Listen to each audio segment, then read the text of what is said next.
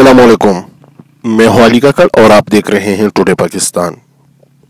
नाजरीन, आपको एक इंतहाई अफसोसनाक खबर से आगाह करते हैं कि बलूचिस्तान में पिछले 24 घंटों में कोरोना वायरस की 147 नए केसेस सामने आने के बाद सूबे में मुतासरा मरीजों की तादाद 3928 हो गई।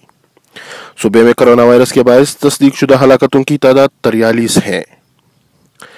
महकमा सेहत के कोरोना वायरस ऑपरेशन सेल से जारी करदा रिपोर्ट के मुताबिक सूबे में जुमेरात को कोरोना वायरस के मजीद 147 केसेस रिपोर्ट हुए, जिसके बाद अब तक मुतासरा मरीजों की तादाद 3928 हो गई है, जिनमें 3722 मुकामी तौर पर वायरस से मुतासर हुए हैं।